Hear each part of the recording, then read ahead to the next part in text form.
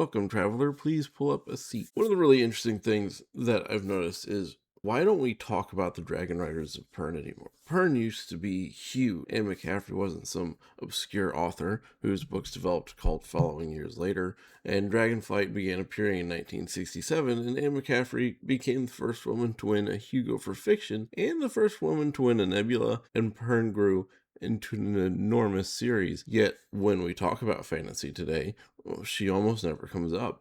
We talk about Tolkien, we talk about Herbert, Lewis, Jordan, Martin, Brandon Sanderson, so on and so forth, and McCaffrey's name does not get mentioned. So how did one of the most successful and influential dragon series in speculative fiction become something a large portion of today's fantasy audience doesn't even really talk about? And I don't know how many younger authors are even aware it existed. So what happened to Pern? Before we really get into what happened, we should start with what was. So Anne McCaffrey begins writing in the late 1960s, early 1970s, and she's writing primarily science fiction. And she starts writing Pern as well. And Pern is built around some concepts that will seem very familiar to a fantasy reader once you start into them. Pern is a planet on which humans live with dragons, and it is routinely threatened by Thread. It's actually like traceable. They know when it's going to happen because it comes from a comet that's orbiting, goes by, and Thread comes down, and Thread dissolves matter basically, and they use dragons to burn it from the sky before it can touch anything. Dragons and their riders live in weirs. The dragons and the riders have a personal, deeply intimate bond, and the dragons themselves are not monsters. They're other characters. They're sentient. They have their own personalities, their own desires. This is stuff that's basic to dragon fantasy now, right? When you have dragon riders in fantasy now, they have deep bonds with the dragons. The dragons aren't just monsters. They're not basically horses with wings. They have a personality. Magic connects the dragon and the rider, and these dragon rider relationships are deeply, deeply intimate and personal. And this all emerges from Pern. It was not originally a gigantic franchise, but it becomes something later on. It expands over time to where you have a society that is assaulted by Thread on a regular basis, and you have a separate cast of dragon riders who live far away from society in their mountain holds. Right, I say holds a separate thing in Pern. I mean weirs. Then you have people who are holed up in holds, and you have society divided into crafts, which are effectively giant guilds for different trades. The dragons are very intelligent creatures. They have a very strong relationship with their riders, and they have unlike almost every dragon rider fantasy now, a telepathic bond where they communicate with one another, and they have this wish fulfillment fantasy of you go before the dragons and the dragon chooses you, and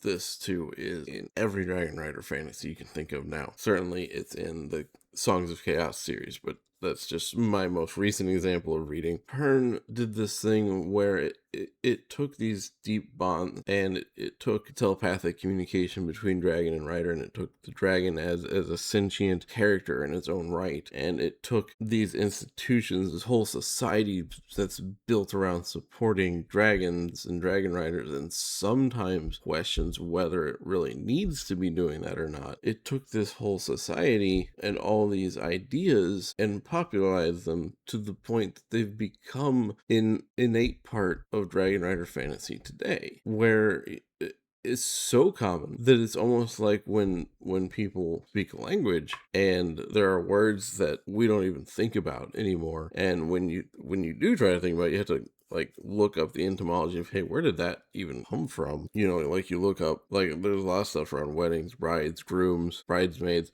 all that stuff comes from somewhere, but we don't really think about it most of the time. And when somebody does, they can't tell you where it came from. They have to look it up. Dragon Rider stuff is pretty much the same now. Telepathic bonds, deep, intimate bonds between dragon and rider, dragons choosing their riders, emotional connections, institutions built around supporting the dragon riders, society sometimes questioning whether this is necessary, dragon riders having a distinct separate existence from the rest of society and being apart from it in ways that are sometimes harmful to their ability to understand the people they're supposed to be protecting. Dragons that are deep characters in their own right, that are intelligent, that have feelings, that have desires, that have ideas. These that can be just as fallible as the humans around them. And the idea of when a dragon dies or a rider dies, it leaves the survivor, deeply emotionally scarred. These are ingrained so deeply, it's hard to tell people where they come from. Most people don't know. So in a way, it was so successful at building on these ideas and introducing some of these ideas that it disappeared. So where did it go? Well, Pern sits in a strange position. Tolkien is fantasy. George R. R. Martin is fantasy. Pern is weird. It's got dragons, it's got medieval style societies, it's got holds, and dragon riders and crafts, but underneath it, Pern is a planet. The settlers came from another planet. The dragons aren't supernatural creatures in the conventional fantasy sense, and the world's history gradually reveals something very different from what the earliest books initially appear to be. And that hybrid identity was once part of the appeal. Today it makes it hard to categorize. In a world driven by algorithms, Pern sits in a weird spot. Someone asked for dragon fantasy. Algorithms and communities point towards modern books. They point towards some of the romantasy stuff. They point towards Songs of Chaos. They don't point you towards Pern. When I was looking for Dragon Rider fantasy, Pern doesn't really come up easily. It's not that it never comes up. It takes a deeper search. If someone asks for science fiction, Pern also doesn't come up because it's coded like fantasy. So Pern lives between the shelves. It's not fantasy. It's not science fiction. Now today we do have a genre called science fantasy that Pern kind of slips into, but it's not a necessarily hugely recognized genre, and it's not a genre that when you go to search for a book, algorithms don't identify science fantasy very well. So my second theory is that Pern never got a big modern adaptation. Connect Lord of the Rings, Dune, and Game of Thrones. It's easy. They've all had major adaptations, whether they've been movies or TV shows. The Lord of the Rings obviously has the movies. It has the Rings of Power TV show. Game of Thrones became well known socially because of the TV show. Dune has had multiple adaptations. Even Conan the Barbarian has multiple movies. Pern never received that. There's no Peter Jackson moment. There's no HBO. There's no grand treatment by video games, by television, any of it. It gets nothing. So the only way to discover Pern is through the books themselves. And that becomes increasingly difficult as the original novels get older and the fantasy market gets larger. And if you go into the bookstore, when I was reading in high school, you go into the bookstore, it was easy. Pern was everywhere. You go in now, it's not there. It doesn't exist on the shelf at all. You have to find it through the internet, and the internet only shows it to you if you're lucky or you look for it. So it becomes increasingly difficult as the original novels get older and the fantasy market is just flooded with books to actually find and get introduced to Pern. I stumbled on Pern and I didn't search for it. There was no searching for it really back then anyway, but it was on bookshelf, and now it isn't. And then Pern has aged a little awkwardly. There are aspects of Pern that modern readers can struggle with. The gender dynamics are not exactly 2026. There are sexual politics that, again, are not exactly 2026. There's consent issues surrounding mating flights. The dragons, and this is not something I see in modern Dragon Rider fantasy, the dragons, when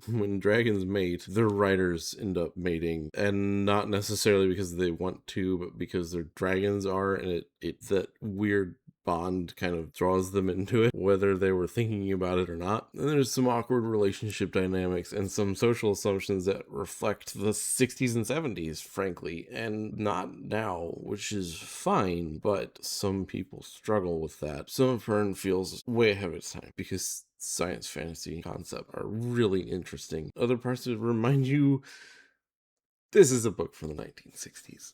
And in some ways, I have no problem with the mating flights. I think, given how their bond works, that it makes sense. It's just that today's views make it difficult for some people to accept and make it more likely that maybe some places aren't going to stock it because they stuff. But because of some of this other stuff, the books just kind of glide off to the side. The fourth theory is this. Where do you start? When someone searches for Pern, they're confronted with a huge bibliography spanning decades, prequels, sequels, different historical periods, and even books written by her son. Compare it with Lord of the Rings. Where do you start? The Hobbit. And if you don't want to start with The Hobbit, you can start with The Fellowship of the Ring, but The Hobbit? Where do you start with Song of Ice and Fire, the Game of Thrones? Where do you start with Conan the Barbarian? Where do you start with Pern? There's chronological order lists, there's publication order lists, there's recommendations. Start with Dragonflight recommendations, start with Dragon Dawn, Harper Hall recommendations. For an established fan,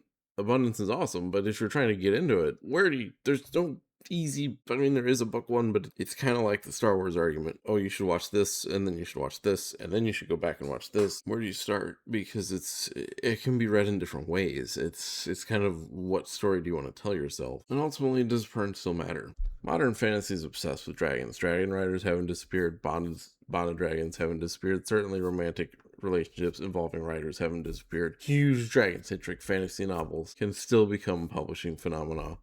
Sarah J. Maas, for example. And yet one of the series that helped establish that imaginative territory isn't necessarily part of the mainstream conversation around it. Anne McCaffrey is effectively the Tolkien of Dragonrider fantasy, but nobody talks about her. And her series has disappeared. It's not in bookstores, not easy to find. It doesn't get recommended to you. I have Audible. You would think Audible would recommend some Pern books, since I've been listening to all these Songs of Chaos books. The things that once distinguished Pern have become such an integral part of the language of fantasy, and Pern succeeded so thoroughly in making Dragonriders compelling that Dragonriders no longer make readers think of Pern. They just make them think of fantasy. You think of Dragonriders, you think of fantasy in general. You might think of a couple other also old examples, but Dragonlance isn't exactly coming up all the time either, and it's not in bookstores all the time either. Pern's success, combined with these other factors, has pulled it out of the conversation. Going back to the wedding example, you don't really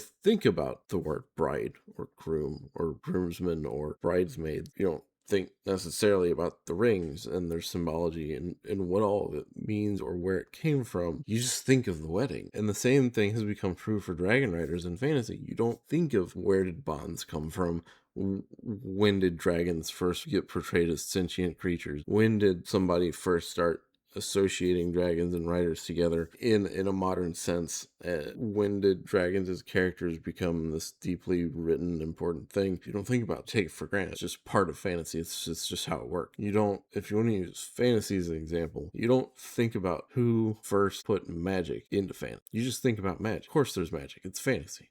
Fantasy didn't always have magic, if you go way back. Now you talk about magic systems and nobody thinks, oh, okay, well, where did magic in fantasy come from? You might go, elves and dwarves were popularized by Tolkien, but you don't think about who was the first person to put a magic sword in fantasy.